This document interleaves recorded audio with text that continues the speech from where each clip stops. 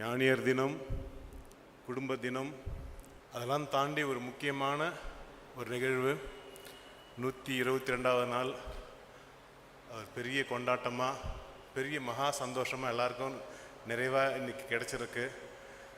இந்த தினத்தில் ஞான உரைன்ற டாபிக் எனக்கு கொடுத்து ஏதோ ஒரு ஏற்பாடு நடந்துகிட்ருக்கு. ரொம்ப சந்தோஷம். குருமகான் முன்னிலையில் நிறைய ஞானியர்கள் மத்தியில் ஞான உரையை கொடுக்கறது ஒரு பெரிய சேலஞ்ச். என் ஃப்ரெண்டு ஒருத்தர் ஒரு விசேஷத்தை கூப்பிட்டாரு. அது ஃபுல்லாக நிறைய ஜெயின் சமுதாயத்துலேருந்து இருந்தாங்க. அதில் நான் மட்டும்தான் தமிழ்.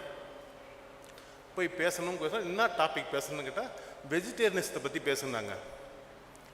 நான் போன உடனே கேட்டேன், இங்கே யாரெல்லாம் நான் வெஜிடேரியன் இருக்கீங்கன்னு. யாருமே கை தூக்கல. இருக்கிறது எத்தனை பேர் வெஜிடேரியன்? எல்லாரும் கை தூக்குறாங்க.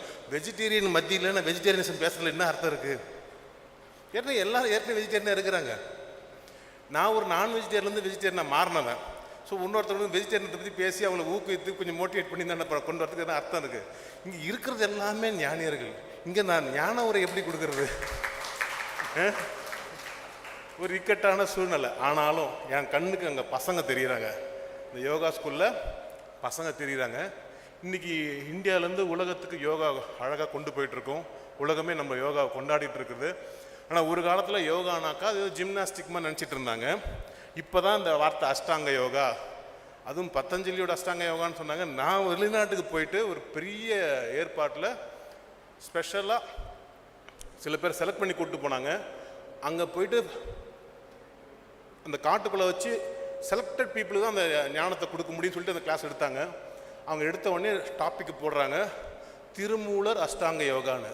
அடங்க, இதுக்கு இங்கேருந்து ஸ்வீடன் வரைக்கும் போயிட்டு காட்டுக்குள்ளே உட்காந்துன்னு திருமூலர் அஷ்டாங்க யோகாவாடு, இதுக்காக நம்ம இவ்வளோ செலவு பண்ணிட்டு வந்தோன்னு. அது மாதிரி நம்மளோட ஞானம், நம்மளோட விஷயங்கள் நம்ம இங்கே பக்கத்துலேயே இருக்கும்போது அதை நம்ம கொண்டாடுறது கிடையாது, அதை தூக்கி வச்சு பார்க்குறது கிடையாது. ஆனால் ஞானம் அடைந்தவர்கள் நம்ம மத்தியில் நிறைய பேர் வாழ்ந்துட்டுருக்கோம். மெய்ஞானம் அடைந்தவர்கள் செல்ஃப் ரியலைசேஷன் தான் ஃபஸ்ட்டு இருக்கிறதுலேயே. ஃபஸ்ட்டு ஸ்டெப்புன்னு கேட்டால் செல்ஃப் ரியலைசேஷன். அது லாஸ்ட் ஸ்டெப்பு கிடையாது, அதான் ஃபஸ்ட்டு ஸ்டெப்பு. செல்ஃப் ரியலைசேஷன் எனக்கு தெரிஞ்சு நம்ம பாரத பூமியில் பிறக்கிற எல்லாருக்குமே அது ஆசீர்வதிக்கப்பட்ட ஒரு கிஃப்ட் மாதிரி. நம்ம சவுத் இந்தியாவில் பிறந்தா இட்லி தோசை கிடைக்கிற மாதிரி பாரத பூமியில் எல்லாருக்குமே அந்த செல்ஃப் ரியலைசேஷன் ஆட்டோமேட்டிக்காக நம்மளோட வாழ்வியல்லே கலந்துருக்கு.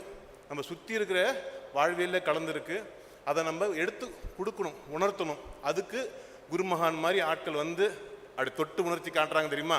அதிலே வேலை முடிஞ்சு போச்சு. ஒரு செகண்டு, ஒரு சிம்பிள் தான்.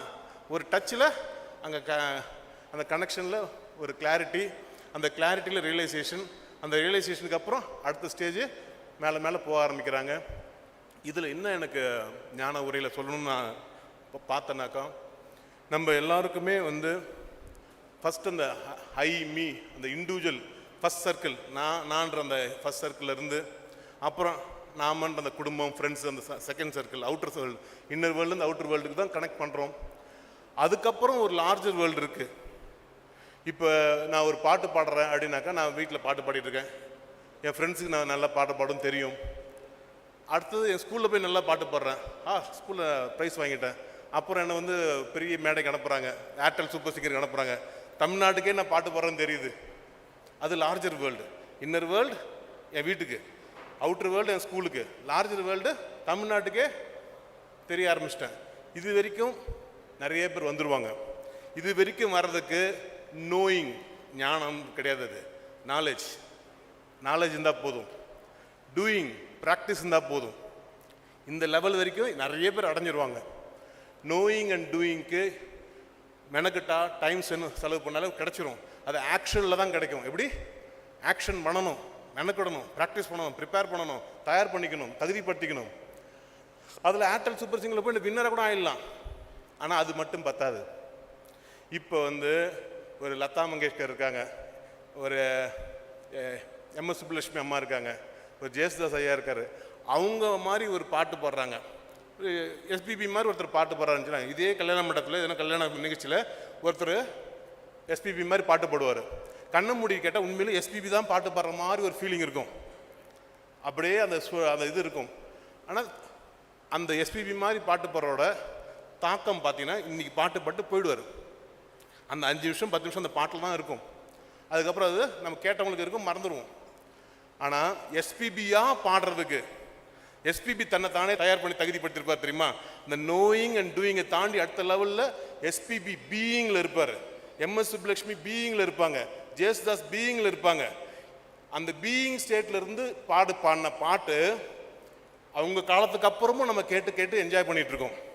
இப்போ ஞானம் அடைஞ்சவங்க அந்த பீயிங் ஸ்டேட்லேருந்து ஃபங்க்ஷன் பண்ணுறவங்க, பீயிங் ஸ்டேட்லேருந்து ஃபங்க்ஷன் பண்ணுறது காலத்தை தாண்டி நிற்பாங்க. இன்றைக்கி 122வது நாள் நம்ம ஏன் கொண்டாடுறோம்னா ஞானவல்லோட ஞானம் இன்றைக்கி அதனோட தாக்கம் இருந்துகிட்டு இருக்கு. டைம் ஸ்பேஸை தாண்டி போகிற விஷயங்கள் செய்யக்கூடிய ஒரு மனிதனா, ஒரு ஆற்றல் படைத்தவனா, ஒரு ஆளுமை படைத்தவனா வர்றதுக்கு அந்த ஞானம் தேவைப்படுது. எதுக்குடா ஞானம் அடையணும் அப்படின்னு கேட்டாக்கா அது நிறைய விஷயத்தை காமிச்சு கொடுக்கும். ஆனால் ஒரே ஒரு விஷயம், இசை ஞானின்னு சொல்கிறாங்க, சிவஞானின்னு சொல்கிறாங்க. ஞானின்றதுக்கு முன்னாடி ஒரு டைட்டில் எதுனா ஒன்று போட்டுடுறாங்க. ஆனால் அந்த ஞானத்தோட வெளிப்பாடு, அதனோட தாக்கம் எப்படி இருக்குனாக்கா டைம் ஸ்பேஸை தாண்டி இருக்கும். ஒரு திருவள்ளுவர் கொடுத்த அந்த ஒரு விஷயத்தை எத்தனையோ ஆண்டு காலம் தாண்டி நம்ம பார்த்துட்டு இருக்கோம். நீ திருவாசத்தை எத்தனையோ ஆண்டு காலம் தாண்டி பார்த்துட்டு இருக்கோம். திருஞான சம்பந்தர் கொடுத்த எல்லாமே யார் யார் என்ன கொடுத்தாங்களோ அவங்க காலத்தை தாண்டி நிற்குது. எல்லாருக்கும் அது பிரயோஜனமாக அதுக்கு தேவையான ஒரு விஷயத்தை பண்ணுது. செல்ஃப் ரியலைசேஷன் அடைஞ்சவங்க அதுக்கு அடுத்தது பண்ணுற வேலை செல்ஃப் ஆக்சுவலைசேஷன். அந்த செல்ஃப் ஆக்சுவலைசேஷனுக்கு போகிற அந்த ஸ்டேட்டு தான் நான் கொண்டாடுறேன். ஐயா அவர்கள் இன்னைக்கு அது நம்ம கொண்டாடுற அந்த விஷயம் என்னன்னாக்கா இந்த செல்ஃப் ஆக்சுவலைசேஷனில் அவர் வாழ்ந்து காமிச்சு நம்ம எல்லாருக்கும் இந்த மெய்ஞானத்தை கொண்டு சேர்த்துருக்காங்க. இந்த மெய்ஞானத்தை கொண்டு சேர்த்து நம்ம இன்றைக்கி உலக சமாதானத்துக்கு இதுதான் வழி, மெய்ஞானம் தான் வழி. தன்னைத்தானே உணர்ந்த ஒரு மனுஷன் முன்னொருத்தர் உயிரை எந்த ஒரு கஷ்டமும் எந்த ஒரு நஷ்டமும் பண்ண மாட்டாங்க, அன்புன்ற வழியில் நடத்துவாங்க. எல்லாமே குடும்பமாக பார்ப்பாங்க. அந்த inner world, outer world, larger வேர்ல்டுக்கு அப்புறம் கிரேட்டர் வேர்ல்டுக்கு போயிடுவாங்க. எல்லாமே கிரேட்னஸோடு போவாங்க. அந்த கிரேட்டர் வேர்ல்டுக்கு அப்புறம் பெருசாக பார்க்குறது god world, god circle. So outer வேர்ல்டுக்கு அப்புறம் லார்ஜர் வேர்ல்டுக்கு போகிற நிறைய பேர் பார்த்துடலாம். ஆனால் கிரேட்டர் வேர்ல்டு, காட் வேர்ல்டு, அந்த காட் சர்க்கிள்லேருந்து ஃபங்க்ஷன் பண்ணுற எல்லாரையும் காடாக பார்த்து, எல்லாருக்குள்ளேயும் அந்த இறைத்தன்மையை பார்த்து, எல்லார்கிட்டையும் அந்த இறைத்தன்மை இருக்குன்னு உணர்ந்து அதிலிருந்து தன்னைத்தானே பாவிச்சு ஒரு சந்தோஷத்தோட வெளிப்பாட்டை காமிச்சு வாழற அந்த வாழ்க்கை தான் ஒரு ஞானியரோட வாழ்க்கை. அந்த ஞானியரில் நிறைய பேர் வாழ்ந்துட்டுருக்கீங்க. இங்கே ஸ்டூடெண்ட்ஸு அந்த வாழ்க்கையை தொடரணும்.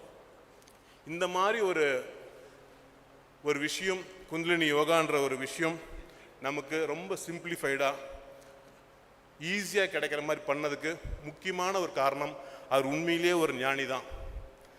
ஞானிகளுக்கு ஒரு மெஷரிங் ஸ்டிக்கு அளவுகோல் பார்த்தோன்னா 3 வார்த்தை: சிம்பிளிசிட்டி, ஸ்பான்டானிட்டி, சிங்க்ரனிசிட்டி. எல்லாத்தையும் சிம்பிள் ஆக்கிடுவாங்க.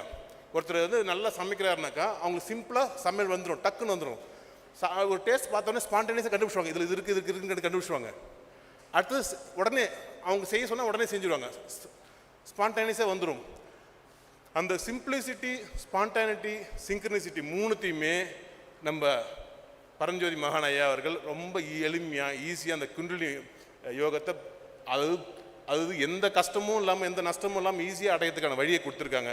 அது வேறு ரூட்டில் போயிருந்தா எவ்வளோ பெரிய கஷ்டம், எவ்வளோ வலி, எவ்வளோ வேதனை, எவ்வளோ பெரிய தபஸ் பண்ணணும், அது எல்லாமே இல்லாமல் ரொம்ப ஈஸியாக பிரமாதமாக பண்ணி கொடுத்துட்டாங்க. அதை நம்ம எல்லாம் எடுத்து கொண்டாடுறோம். அந்த வழியில் நம்ம இவ்வளோ தூரம் நடந்து வந்திருக்கோம். ரொம்ப தூரம் ஒன்றும் கொண்டு போய் சேர்க்க வேண்டிய வேலை இருக்குது. பர்டிகுலராக யங்ஸ்டர்ஸுக்கு ஃப்யூச்சரில் இந்த நோயிங்கில் ஸ்கூலில் கொடுக்குற நோயிங் பத்தாது. அதுக்கப்புறம் நீங்கள் நிறைய ப்ராக்டிக்கலாக என்னென்ன கற்றுக்கிட்டாலும் டூயிங் பத்தாது. அவங்க பீயிங்கில் இருக்கணும். அந்த பீயிங்கில் வந்தால் மட்டும்தான் நீங்கள் வாழ்க்கையில் மேல்மேண்டு வாழ முடியும். அதுக்கு ஞானம் தேவை. நாலேஜ் பத்தலை, ஆக்ஷன் பத்தலை, வேற என்ன வேணும்? ஞானம்.